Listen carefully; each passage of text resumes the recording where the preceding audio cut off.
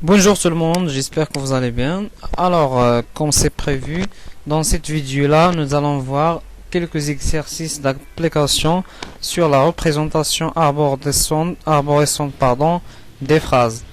Alors, nous commençons par la première phrase. Le peintre répare le mur dans la cour. Alors, ce que je vous conseille, c'est de déterminer la fonction de chaque élément dans la phrase parce que ça va vous permettre de bien analyser les constituants immédiats de la phrase. Alors, par exemple, ici, le peintre, c'est le sujet, répare, c'est le verbe, le mur, c'est le complément du verbe, elle complète le verbe réparer. Dans la cour, c'est un complément circonstanciel du lieu qui ne complète pas seulement le verbe, mais il relève de la totalité de la phrase. Parce que il est déplaçable, c'est-à-dire on peut le mettre en tête de la phrase, on peut le mettre à la fin, etc. On peut dire par exemple, dans la cour, le peintre répare le mur. Alors ce que je fais maintenant, ça va nous aider à bien analyser la phrase. Donc cette phrase-là se compose essentiellement d'un syntagme nominal qui est le peintre composé d'un déterminant plus non, et d'un syntagme verbal répare le mur. Donc syntagme verbal, le noyau aussi c'est le verbe réparer, et puisque le mur c'est un complément du verbe, donc je vais le tirer du syntagme verbal. Donc le mur c'est un syntagme nominal puisqu'il complète le verbe réparer, donc il va relever du syntagme verbal. Ici, dans la cour, c'est un syntagme prépositionnel puisqu'il commence par une préposition. Mais pourquoi je l'ai mis ici à part? Parce que il ne complète pas un élément de la phrase, mais il relève de la totalité. J'ai déjà dit que il est déplaçable, puisqu'il est déplaçable, donc c'est un constituant qui est indépendant. Donc SP, le syntagme prépositionnel, se compose d'une préposition dans plus le syntagme nominal déterminant plus non. Alors, on va voir la deuxième phrase. Les amis de François écrivent à son épouse. Alors, comme toujours, je détermine la fonction de chaque élément. Les amis de François, c'est le sujet. De François, il joue la fonction d'un complément du nom ami. Les amis de qui? De François. Donc, il complète le nom ami. Écrivent, c'est le verbe. À son épouse, c'est le complément indirect du verbe écrire. Donc cette phrase-là se compose essentiellement d'un syntagme nominal qui est composé d'un déterminant plus non. Et pourquoi j'ai mis le syntagme prépositionnel ici de François? Parce que j'ai déjà dit qu'il complète le nom. Donc puisqu'il complète le nom, donc il relève du syntagme nominal. Donc le syntagme prépositionnel, comme toujours, se compose d'une préposition plus syntagme nominal. Ce syntagme nominal reste tout seul, apparaît tout seul parce que c'est un nom propre, donc l'absence du déterminant puisqu'il s'agit d'un nom propre. Aussi, il se compose d'un syntagme verbal, écrive à son épouse. Donc dans le noyau C, c'est le verbe écrire. Ici, le syntagme prépositionnel à son épouse, donc il commence par une préposition à, donc c'est un syntagme prépositionnel. J'ai déjà dit que c'est un complément du verbe.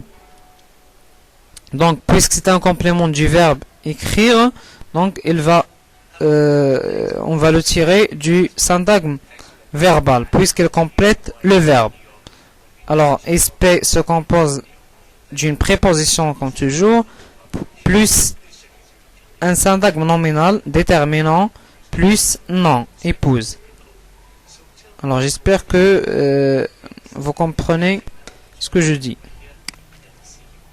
La troisième phrase, Paul est fou d'une école. Alors je détermine les fonctions de chaque élément. Paul joue le rôle d'un sujet. Et c'est le verbe être. Fou, c'est un adjectif attribut. D'une école, c'est le complément d'adjectif fou. Donc ici, Paul, le sujet, le syntagme nominal reste indépendant. Ici, le syntagme verbal se compose d'un verbe, un adjectif et un complément d'adjectif. Et cet adjectif-là, il complète le verbe. Et ce syntagme prépositionnel, il complète l'adjectif fou. Alors, cette phrase est composée d'un syntagme nominal dont le noyau est seulement un nom, puisqu'il s'agit d'un nom propre et non pas un nom commun. J'ai déjà dit dans la première vidéo que le nom propre et le nom et le pronom apparaissent toutes seules, alors que un nom commun, il est toujours précédé d'un déterminant. SV, le syntagme verbal, se compose d'un verbe, le verbe être, plus un syntagme adjectival, puisque cet adjectif-là complète le verbe être, donc je l'ai relevé du syntagme verbal. Ce syntagme adjectival se compose d'un adjectif qui est fou, plus un SP, un syntagme prépositionnel qui commence par une préposition de, plus le nom. Donc pourquoi je l'ai tiré du syntagme adjectival? J'ai déjà dit que il complète l'adjectif fou. Donc SP se compose d'une préposition plus un syntagme nominal. Ce syntagme nominal, puisqu'il s'agit d'un nom propre, donc il est dépourvu d'un déterminant. L'exercice 4, ou bien la phrase 4, il agit conformément à la loi. Alors, elle, c'est le sujet, agit, c'est le verbe, conformément, c'est un adverbe dont la fonction est complément du verbe agir. À la loi, c'est un syntagme prépositionnel dont la fonction c'est un complément d'adverbe conformément. C'est un complément de l'adverbe conformément. Alors cette phrase-là, donc ici, sujet indépendant, syntagme nominal et indépendant. Le verbe, syntagme verbal aussi. Ici le conformément, syntagme adverbial, il complète le verbe, donc il est dépendant du verbe. Ce syntagme prépositionnel, puisqu'il complète l'adverbe conformément, donc il est dépendant de l'adverbe conformément. Alors, cette phrase se compose d'un syntagme nominal qui est un pronom, il, plus un syntagme verbal dont le noyau est le verbe agit. J'ai déjà dit que puisque c'est le syntagme adverbial, puisqu'il complète le verbe, donc je l'ai relevé du syntagme verbal. Donc il se compose d'un adverbe conformément plus un syntagme prépositionnel, puisque ce syntagme prépositionnel complète l'adverbe. Donc il n'est pas indépendant, il est dépendant de l'adverbe conformément. C'est pour cela que je l'ai tiré du syntagme adverbial. Alors ce syntagme prépositionnel se compose d'une préposition à plus un syntagme nominal la loi, qui est composé essentiellement d'un déterminant la plus non la loi, plus non loi. Alors j'espère que c'est clair. Exercice 5. Cet artiste peint la nuit. Alors cette phrase là, c'est un cas particulier, c'est-à-dire que elle est ambiguë. On peut la comprendre de deux manières. On peut comprendre que l'artiste peint la nuit. Donc la nuit ici c'est un complément d'objet direct. Ou bien on peut dire que l'artiste peint pendant la nuit. Donc là, on va faire la première représentation. Alors cet artiste peint la nuit. Cet artiste joue le rôle d'un sujet. Peint c'est le verbe. La nuit, c'est le complément du verbe peindre. C'est le complément du verbe peindre dont la fonction est complément direct du verbe. Alors, donc, l'analyse de cette phrase se fera ainsi. Cette phrase-là se compose d'un syntagme nominal cet artiste, déterminant plus nom, et un syntagme verbal qui est dans le noyau est le verbe peindre, plus un syntagme nominal. Donc ce syntagme nominal là, c'est une expansion du verbe peindre, donc je l'ai tiré du syntagme verbal. Il se compose d'un déterminant plus nom la nuit. La deuxième représentation, c'est on a compris que l'artiste peint pendant la nuit, donc cet artiste là joue le rôle d'un sujet. Peindre, c'est le verbe. La nuit, c'est un complément circonstanciel du temps. Donc, on peut ajouter ici que cet artiste peint pendant la nuit. Alors, la représentation se fera ainsi. Donc, cette phrase-là se compose d'un syntagme nominal déterminant plus nom cet artiste et un syntagme verbal peindre. Donc, le syntagme verbal tout seul et un syntagme prépositionnel. Alors, je vais répéter encore le cas du syntagme prépositionnel ici. Alors pourquoi je l'ai mis tout seul? Parce que il est indépendant, c'est-à-dire on peut le déplacer. On peut dire la nuit, cet artiste peint, ou bien pendant la nuit, l'artiste peint. On peut le mettre à la fin, on peut le mettre au début, etc. Donc c'est pour cela il est indépendant. Il relève de la totalité de la phrase et non pas du syntagme verbal ni du syntagme nominal. Donc SP se compose d'une préposition qui est absente, c'est un ensemble vide. Alors on peut dire pendant et un syntagme nominal déterminant la plus nuit. Très bien, alors j'espère que vous avez compris ces phrases-là, ces phrases qui sont simples.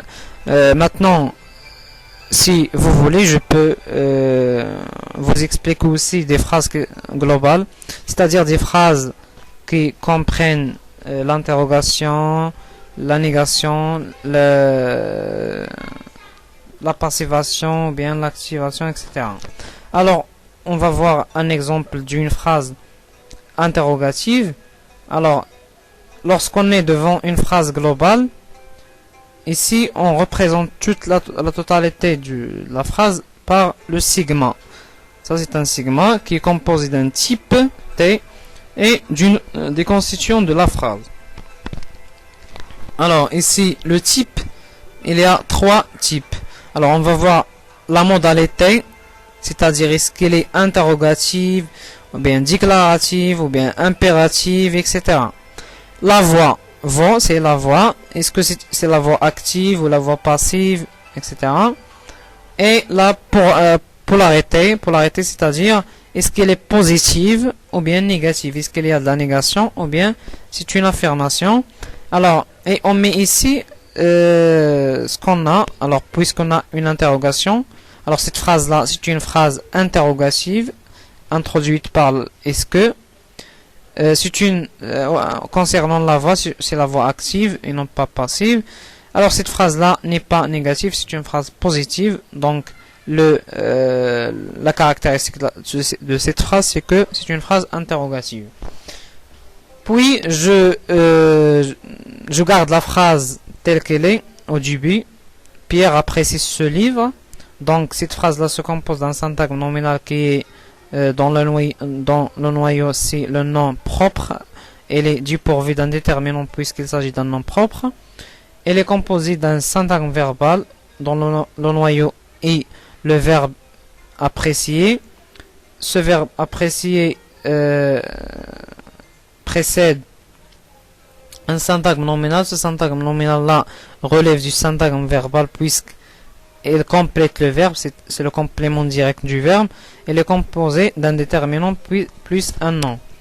Deuxième phrase, ce livre est apprécié par Pierre. Si vous voyez ici, nous avons un type de phrase, c'est une phrase passive, puisqu'il y a un complément d'agent, nous n'avons pas, etc. Alors, sigma se compose d'un type qui est dans la modalité, la modalité déclarative, c'est une phrase déclarative. La voix, c'est la voix passive. La polarité, c'est une phrase positive. Donc, le cas ici, c'est une phrase passive. Donc, on a le verbe être et on a par. On va garder encore la phrase à son origine. Pierre apprécie ce livre. La phrase se compose d'un syntagme nominal qui est dont le nom propre constitue le noyau, puisque c'est un nom propre et il n'est pas précédé d'un déterminant, plus un syntagme verbal dont le noyau est le verbe apprécier, qui précède un syntagme nominal composé d'un déterminant plus nom.